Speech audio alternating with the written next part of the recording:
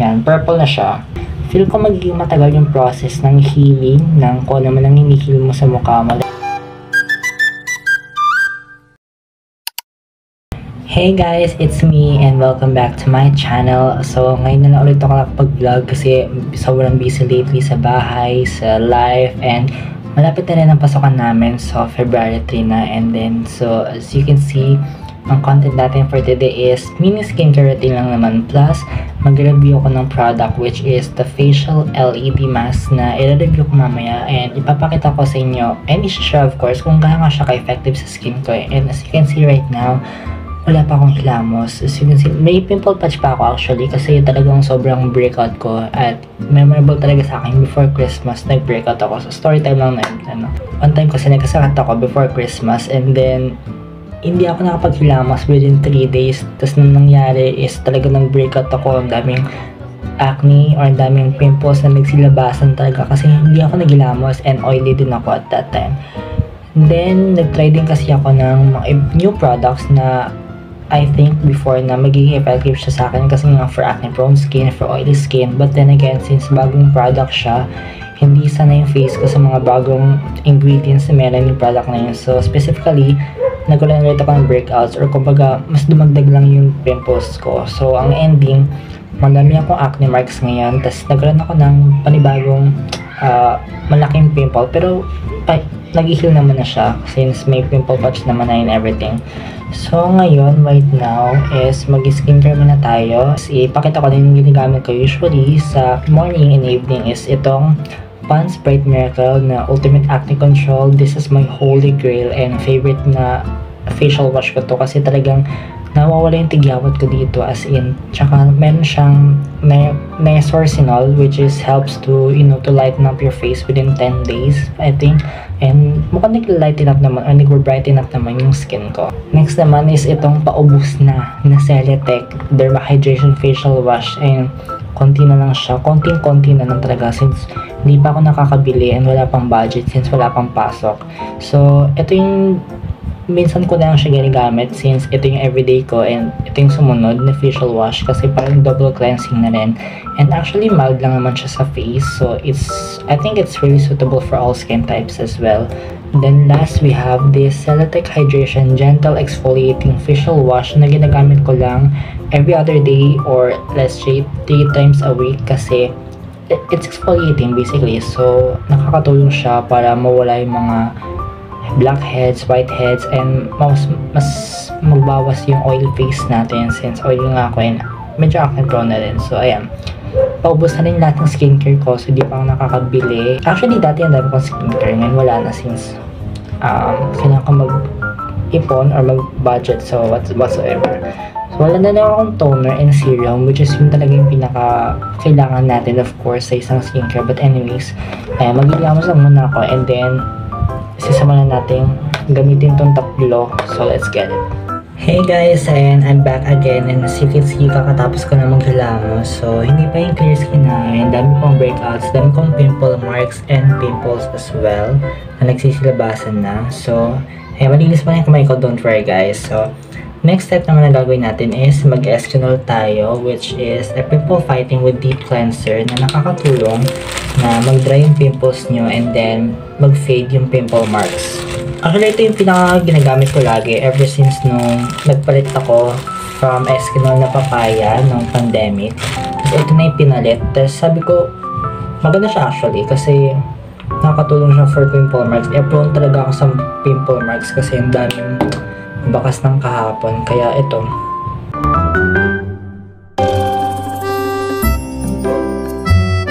So, ayun, tapos na ako mag-Eskinol, and ang next naman na gagawin natin is to moisturize. So, ito yung new moisturizer na ginagamit ko, which is a niacinamide collagen na nakita ko sa TikTok. So, in-order ko siya 3 piraso, and then yung dalawa binigay ko sa mga friends ko. So, ito daw is nag-help to improve the acne marks and then yung lock and moisture. So ito, ginagamit ko sa night time lang kasi iba yung moisturizer na ginagamit ko sa umaga, which is yung Lux Organics na Cica Rescue, yung may all control feature.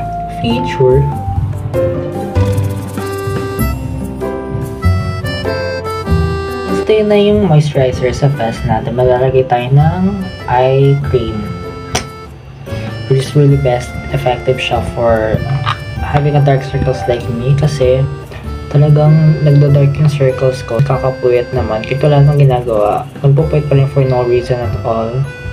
Nilalagyan ko rin yung laugh lines ko dito kasi parang feel ko visible siya. Pero nawawala naman so far. Ayan, sa habang pinapatayo yung mga products sa face ko, so i-describe ko lang of course yung facial LED mask. So andito siya, naka-box pa siya. Nilalagay ko lagi siya sa box para di siya mainitan, di ko malikabukan. Pero kasi ito yung ano niya, yung kanyang box ay yung pinaka-cover niya. Ayan, nakaganyan siya. So ito yung box niya. Tapos pag binuksan natin, pala. Ayan. Meron ka ditong, ayan. Pa siyang kabuki mask or ano. Pa siyang ano. Ano mga tawag dito? Mga Power Ranger or mask man ang atake niya. Kaya mga Jabberwockies mask. Yun, nakuha ko yung word. So anyway, meron din naman siya of course. Cord, which is Type-C naman. So, yun lang. Tapos yung manual, di ko na mahanap kung nasaan. Ba't nawawala yung manual? Na-explain ko lang kung paano ko siya ginagamit. So, actually, as of the moment, since ang concern ko is yung acne-prone skin and then yung pimple marks, so, nagme-mix and match ako. So, in the morning, I use color blue. Well, i-explain ko na ulit yung colors. Kasi diba, nakalimutan ko.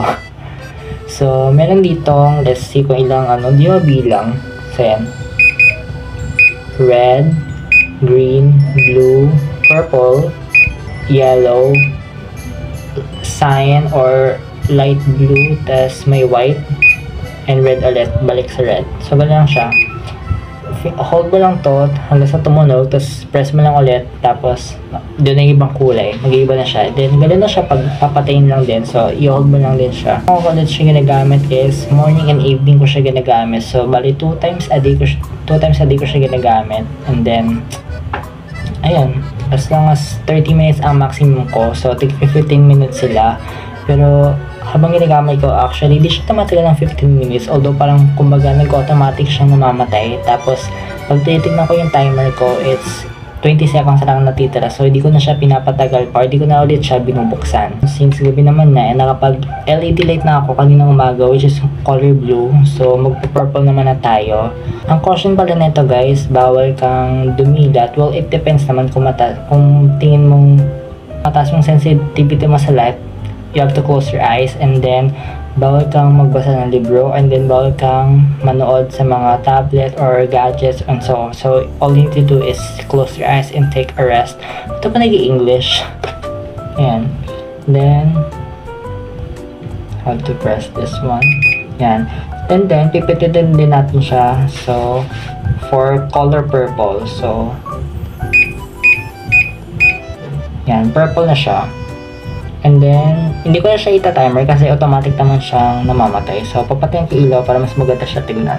Diba? Mas maganda siya tignan kapag nasa dilim. And, ayun, nakapikit ako. Although, pwede naman dumilat for a short while. Tsaka, hindi naman nakatutok yung mata ko sa LED mask or sa ilaw mismo. Pero as you can see, ang ganda niya. Mukha akong inilawang mukha, ganon. Pero anyways, pwede naman ganito magsalita. So, inawakan ko lang siya kasi nalalaglag siya at maluwag. So, mukha na akong dito, nananakot anyway. So, nabuksan ko na lang yung ilaw para, maganda siya tingnan.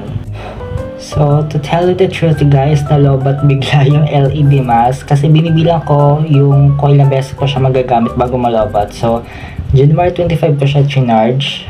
Tapos, ayan, January 28 na ngayon. So, definitely 9 times ko na siyang ginagamit kasama yung kay mama, which is every other day naman. And then, nanti ko lang siya ma-charge, pero at least nakita niyo na kung paano ko siya gamitin in the long run for 15 minutes or actually almost 15 minutes kasi may lang seconds pang natitira. So habang charge ko siya, kukunin ko lang yung ibang skincare products ko. So let's get it. Story time lang about dun sa LED facial mask is hindi siya ganun kabilis malobat. Although nag-automatic siyang namamatay, pero it's up to you kung gusto niyo pang i-continue ulit yung pag-open nun or hindi na. Pero kasi hindi na. So, antayin ko siyang ma-fully charge. Medyo may katagalan na mabilis yung ganun. You know what I mean? So, after ko nun mag-LED mask, mamaya is mag-apply na ako nitong Bioderm, which is really effective since nung high school. Ginagamit ko siya pang pimples, of course. Kapag may pimples ako, and sadly, di siya effective for pimple marks, which is why meron akong moisturizer kanina na ginamit na effective, na claiming na effective for acne marks, pero hintayin ko yung results. Parang di naman siya effective. Actually, yung product na yun, hindi ko sure kung effective siya or what. Since kulang nga yung products na ginagamit ko ngayon, and then, kung magbe-base na ako dun sa LED facial mask is, feel ko magiging matagal yung process ng healing, ng kung ano man ang hinihil mo sa mukha mo. Like for example, sa pimple marks. Actually, kung makikita ko na nag-lighten up siya. Kaso, ang problem lang is, matagal. Sobrang tagal. Unlike kung magagamit ako ng serum na may niacinamide, or di kaya acne gel na nag-help to lessen the acne scars. So, ayun.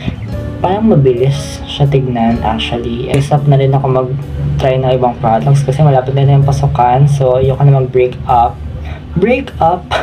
Ayoko na mag-break out. Yun lang guys, so far yung review ko about sa LED facial mask. So, kung tatanungin niyo kung effective siya, I think it's really effective siya. Pero, ayun. Kung tinatanong niyo kung magkano siya, nabili ko siya ng 549 pesos sa Shopee. So, i-share ko na lang yung link sa description box para makabili kayo kung sakaling gusto niyo. And then, yun. So, yun lang guys. So, subscribe to my channel and I'll see you on my next vlog. Bye!